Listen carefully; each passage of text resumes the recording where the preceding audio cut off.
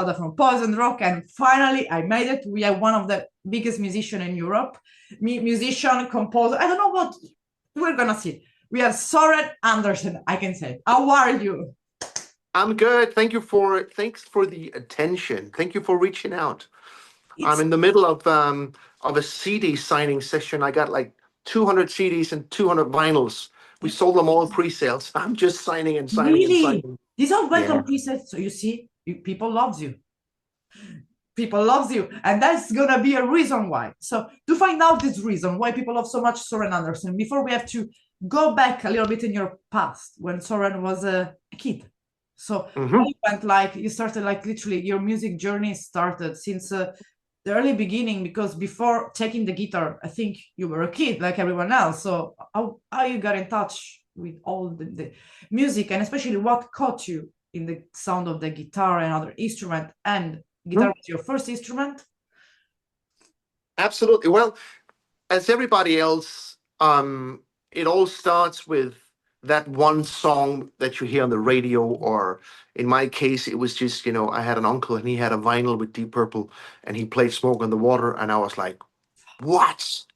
So my mom and dad were listening to, you know, T-Rex and the Beatles, and my dad was a massive fan of Dire Straits. So Okay. all the way through my youth, pop rock was just a big part of Okay. the everyday radio at my home house. And then when I was 12, I started with the hair a little bit, and I started to listen to Kiss. And I bought my first vinyl, Kiss Alive, in the It schoolyard. was your first album you bought? Kiss Alive, yeah. That's cool. You see? I know, it's really cool. So Kiss was my Kiss, Twisted Sister, Judas Priest, Iron Maiden, the classic British rock, and you know, I loved Kiss on a level which was fucking stupid. But after that, the whole, when I realized that Deep Purple was a mixture of different people, and Yeah, when they split up, Coverdale, he formed Whitesnake, and Richie formed Rainbow, and Glenn yeah. Hughes was Glenn. I just loved it all. All that, the whole scene around Purple, I loved it. I agree. I agree. I agree. Yeah, Ronnie James Dio, it was just, and it all kind of, it all, I summed it all up in Van Halen. The first Van Halen album was my Bible for years, That's and amazing. I still revisit that album. So when I was 16, at that time I had a Strat, I had a Marshall, I had a Boss pedal board, and I could Yeah. play. I was like, I watched all these VHS tapes back to kind of pick up that whole Yeah. um, way of playing guitar to see if I could make it work. And 16 years old, I got this offer from the winner of the Eurovision Song Contest. Can you believe it? So Right? you were still a kid, and you I was got still that six. off. Yes, I was 16 years old, and I got this tour with the winner of the Eurovision Song Contest. And it was kind of a different genre. There was a big, yeah, big step from Whitesnake to Eurovision and Kiss, but yeah. but it was my first tour. Sorry, it was my first tour, and Yeah. I pulled it off, and we played 100 shows, and I got money in the bank, and I looked at my mom and my dad, and I said, I want to play in Whitesnake or Deep Purple. Bye. How did they react? My mom, she was like, go, go, boy, great. And my dad, he was like, oh, no. We have a rocker in the house. Yeah, he's not going to get a job. He's not going to get any high school. So, to be honest, I just went straight out of school, Yeah. started to teach guitars. I had a lot of young study guitar players in my hometown. So I was a guitar teacher, touring in the weekend. And before I knew it, I moved to Copenhagen. Okay. As you know, I come from a little town outside of Copenhagen, so I moved to Copenhagen with the big dream of meeting somebody over here, and I met some cool people, and I worked my way in, and everything started to work over here in Copenhagen. I slowly started to have more like a scene here, lots of bands, lots of different connections. I walked through the whole business with my guitar and just survived. And I realized that the production thing would be something extra for me. You Yeah. know, not just being a guitar player, but also being a producer. Yeah. So that whole double life, being a producer, being a guitar player, that really, really helped me through the business. And I always say my world turned upside down when I met Mike Tramp in I, 2000. I And mean, one of my favorite band of all the time. So yeah. you know, when I met him, he was like, you know what, Soren, we should do something, man. You know, he's really, really half American English. You know, he has that accent. He lived in New York for many years. So me and But Mike, we pulled it off, and we did some stuff. And before I knew it, he offered me a tour as a guitar player. That same summer, I got the gig with Glenn Hughes. yup, and everything. Oh, Same summer. broken heart. Well, broken heart one times, you feel the heart. Like he said, there is sun even after a broken heart. In case you're I know. looking for something. So yeah. So just he opened the door for everything. Of course, also Yeah. your talent. That's also your talent.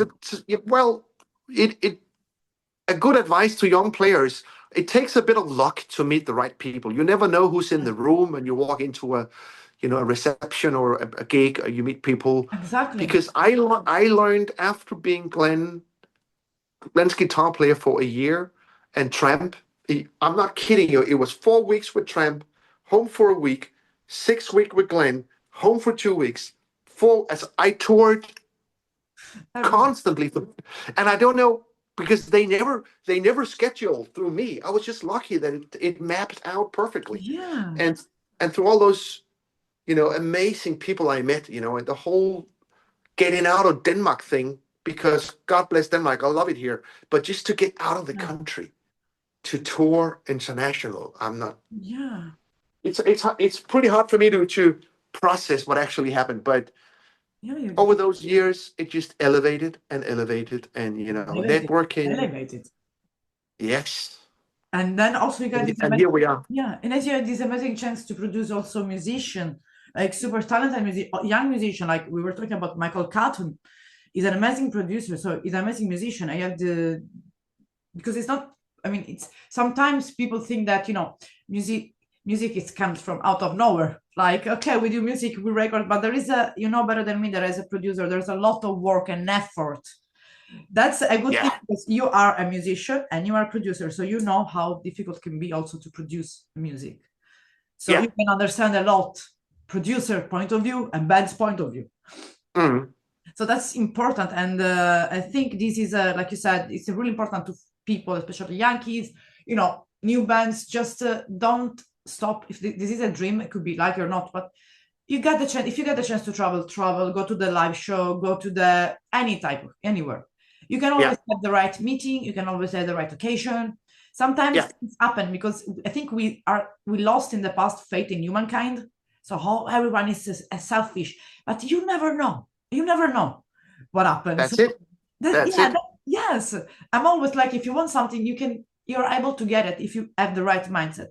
But also you Yeah. have because I was reading about a little bit about you about the project electric guitars with Hmm. Vandenberg. So what is about this? Is a kind of duo you got playing because you play live shows about with the electric guitars.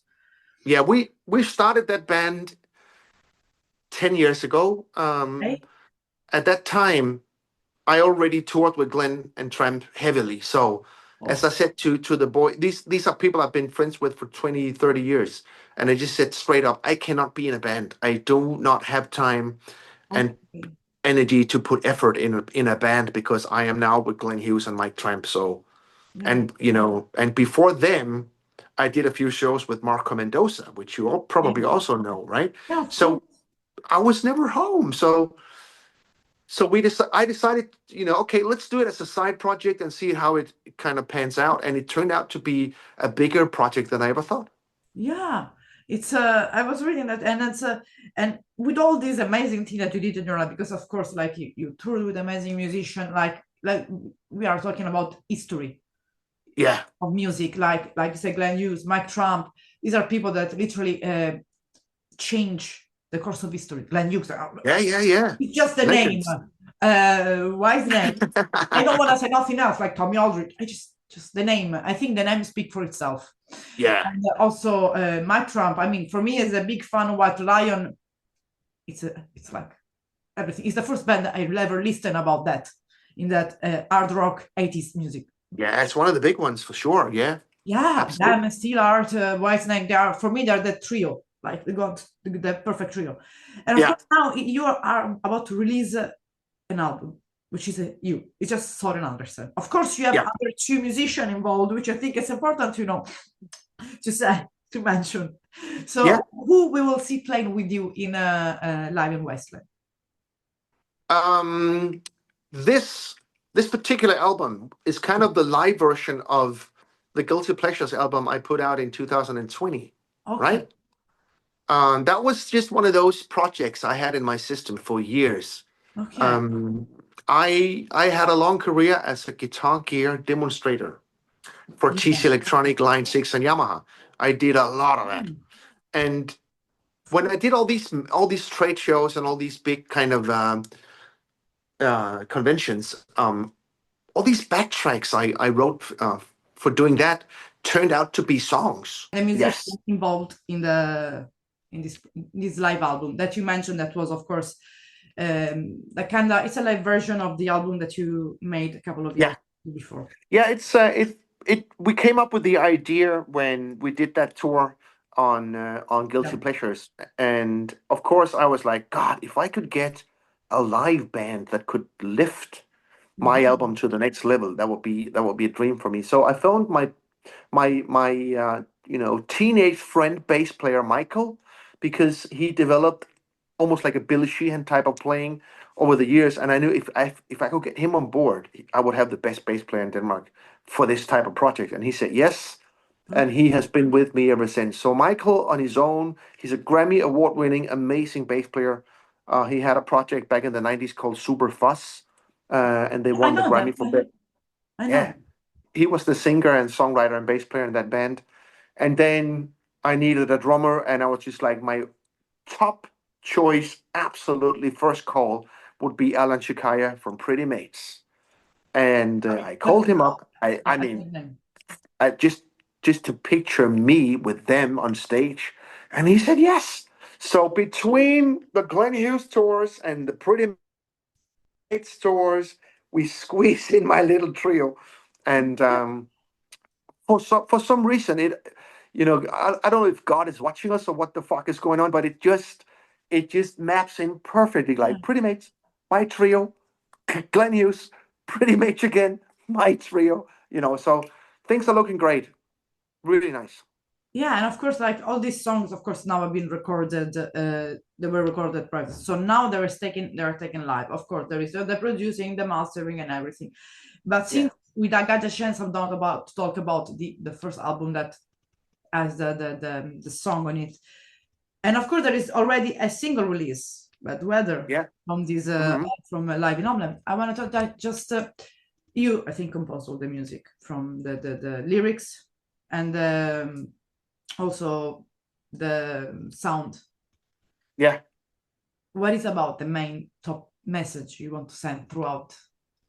I yeah. don't But say live in, let's say live in Homeland, but it's, yeah, it's, the funny thing is, because it's instrumental, a funny thing is that you have to be creative with your titles when you title a song, yeah, and it's all instrumental. So I was like, let's just take Bad Weather, for instance. That song is so inspired by Stormbringer of Deep Purple. So I was like, let's just call it something different but same. So in case somebody recognizes it and go, wait a minute, that's a little influenced by Stormbringer. Yes, it is. Therefore, I named it Bad Weather. So I try to send out the message with this album, like, hey, if you like instrumental guitar music, if you like the sound of Satriani and Steve Vai, and if yeah, you like that Richie Kotzen early days, that type of yeah. playing, here's your little 2 hours of freedom where you can disappear in that world of guitar music. That's my message, to But be I, honest. of course, because like you said, putting a song inspired by the sound, reading like the title track, if you were like a City of Angels, it's inspired Mhm. by LA, I think. So it has something to do with Yes. hard rock. Yeah. So that's cool because people can also like go through that. Said, and I, for example, if I'm driving in a highway, I can put City of Angels, and I picture myself it and the Sunset Strip, Sunset Boulevard, Yeah, whatever it is. exactly. Yeah, that's it. And also there is, I'm just taking different, and then Satori, it's a different, I think, also vibes. Yeah, Satori was a thing I picked up from a book by Okay. a Danish poet, a poetry guy. He said those seconds in life where everything is beautiful and okay, that second is called Satori. I love that. There's no wars, there's no bullshit, there's no Yeah. politics. It's just that 1 second where you go, thank you. That's called Satori. I mean, that's amazing because there are also songs like bass solo and drum solo, which meaning this is just the solo moment of them.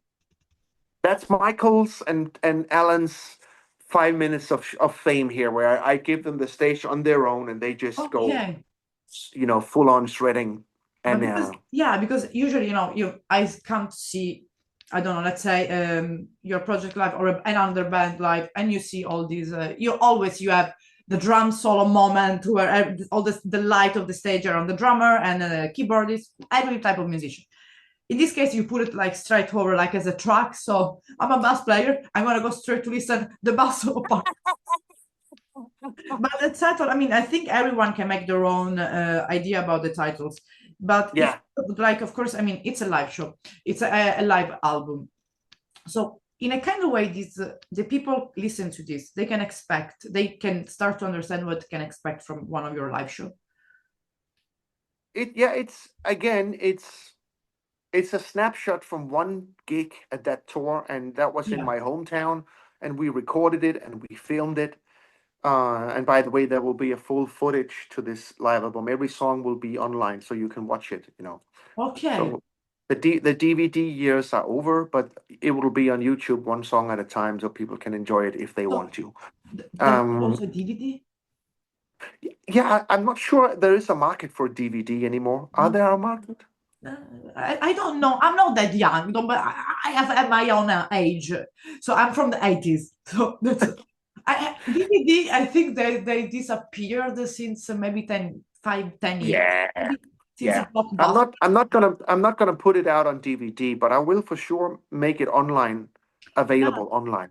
Yeah. that's that's cool because I mean, like I told you, you are one of the greatest musicians today and producer. No, it's true. I mean, it's true. I have to be honest. I listen literally Michael Caton music, and that was perfect product, perfect. You also played with him, I think that Yeah, yeah, yeah. and it was perfect, and I love that, and because you can hear the sound of those 80s, 70s. I don't know Yeah. the vibe, and you were so happy about it. Like, Great. it was the first time I heard your name from him, Søren Andersen. And then I started to follow you, and I started to like, what the fuck. And also being called by all these musicians like Remains, um, Mendoza, Mac Trump, Yeah, yeah. Glenn Hughes. It's something that they know the market of music. They met thousands of musicians. Now you Yeah. have your own. I mean, you're well established in the music business, in music field. So you call other people. You're the one to give chance to other musicians. So it's a little bit. I mean, how does it? I mean, could you imagine when you started, like with the eyes of today, when you started with Eurovision tour at 16 years old, that you would end Yeah, up at the end, like the I opposite know. side? It's It's so crazy. It's so crazy. But yeah, again, it just tells me again that life does what life wants to do. You go one direction, and then this happens, and then yeah, you find yourself in LA, and then boom. And it's just go with it and grab it, and squeeze always, everything out of this little life. That's what yeah. I do.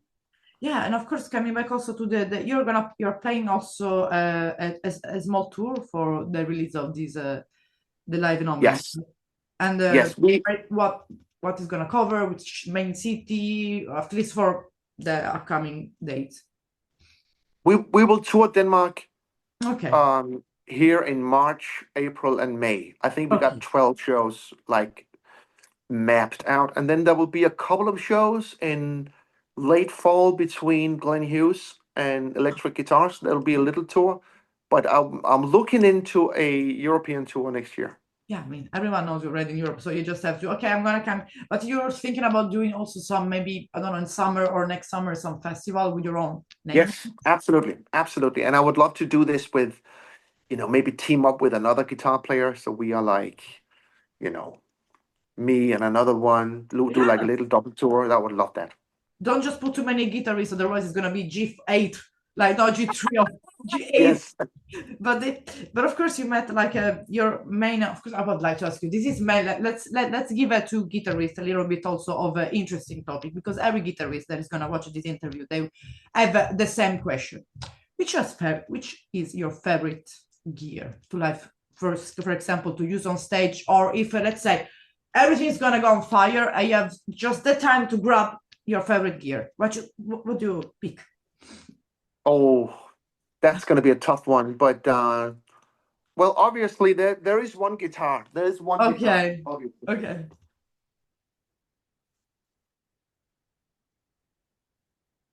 I love it. this guitar. It's well used. This guitar is my '74 original Stratocaster. I bought it maybe 30 years ago, and Wow. it's been with me on every Glenn Hughes show for the last 16 years. Yeah. So that's my that's my go-to guitar. Okay. The one that never fail you, that never This is the disappoint. one. This is the one I would save from a fire, 100%. Okay, okay. Because it's been with me for so many years, and it's been on stage with me and You will never Kenny forget. Aronoff, Marco Mendoza, Glenn Tramp, the big rock show I did at Wembley 2012 with Satriani and Ingve. Okay. This guitar has been with me everywhere. So This is that's gonna my be favorite. saved. And of course, I mean, saving like an amplifier from a fire, it's heavy. But as a general, as an amplification this, equipment, which you because today we have also this new modern, like this kind of pedal, small. Yes, I don't know if you're more like for the old style, the normal for me, the normal style amplifier, or if you also prefer the small one, like the newest amplification. right. Well, now you're lucky. It's your lucky day because you're in my studio right now. That's perfect for an Every interview. everywhere you look, you will see a Marshall in every corner. Every corner. I It's love it's that. my. I'm not really. I'm kind of irrational when it comes to that. I got Yeah. so many Marshalls. Oh, okay. If you have one more, send it.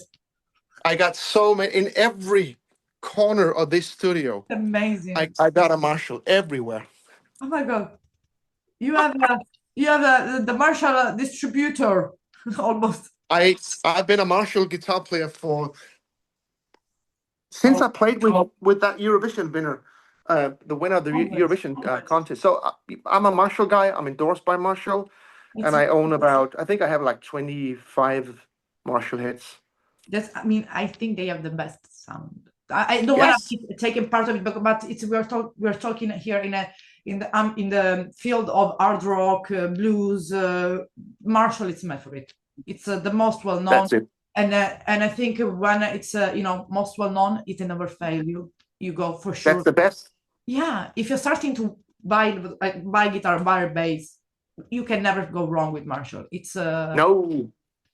It's a classic. Come on, how many Yes. kids started with dream about Marshall, and then took picture, and then the logo of Marshall. It's like I don't know. It's like a ACDC logo. You never go wrong with that. That's 100%. and about like for example pedals. There's something that you like to use particular in your sound. Yeah, I always because we do so many fly rigs with Glenn, that Okay. means we fly to another country and then I need something that I can carry with me. Yeah. I have a kind of a fixed pedal board with a Black Star tube preamp, Okay. and then I use a Line 6 effects processor, and I Okay. use a Shure wireless, and Okay. I also use Kiox power supplies. I use Mogami cables. I use Diodari strings and DiMaggio pickups, and that's about it. So you made all the guitarists happy, and I know someone here in Sicily that would be happy also to hear that, like because we Yes. have an amazing hard rock guitarist here in Sicily, so they will be like, really happy to. Okay, just let me write it down so I can buy it. This is a question that if I don't ask you, they will write in the comment. What about the equipment? What about the gear? Okay, so we ask. But before we end, I mean, let's just recap about the album. It's gonna be released, like you said, the 20th of March. It's Yes. gonna be available, of course, a digital platform. That's for sure. Obviously, yes. Oh, we have physical copy. Yes. You were There will so be young. vinyl, like a dual double Okay. vinyl LP. There Okay. will be obviously the CD because there's a lot of rock fans that likes to collect CDs. Yeah, that's good. And on all the platforms, iTunes, Spotify, Tidal, Okay. um, and obviously I have everything filmed, so we will put it up on YouTube one song at a time. That's cool. And of course, I mean, I don't want to ask you which is your favorite song or whatsoever, but if you would like to say to the people, for example, which song start to listen to get to know more of Um, your sound. I think there's a song like I think Bad Weather and The Kid are Oh, pretty badass, but hopefully people will, listen to this, in one yeah. big, when you're driving or, if you're, The, you know, when you're it's driving. made, it's perfect for driving because it's like 90 minutes of just, a full concert. I think that nowadays people don't have we don't have the time. I mean, I have, but there are people that are working, doing things to listen completely music in their home, like listening just focusing on them. So the only way that one of the few way they can focus on music listening is while they are driving. For me, it's a Yeah, perfect. It's the best way because when you drive in the highway, when you drive in the countryside, I love the countryside road. So go straight with that. So that's you gave me so Saturday, I'm going to the mountains, so a lot of countryside road. I'm gonna put this nice. option. And it's also a way, let's say to the people, to have an experience of one of your live shows, like listening to all the live show. Come on, if you wanna listen to Live at Pompeii or Pink Floyd, I don't think you're gonna choose one song in the middle of nowhere. You lose the magic of a Yeah, live show. So people start to the first to the last. Also because yes, you can listen after what you prefer or not. Maybe I want to listen Bad Weather, I want to listen City of Angel first, but to get to know you is to listen everything. And of course, yeah, come to the live show, of course. yes, yeah. And really, really, it was really a pleasure meeting you. For me, it was really finally I made it.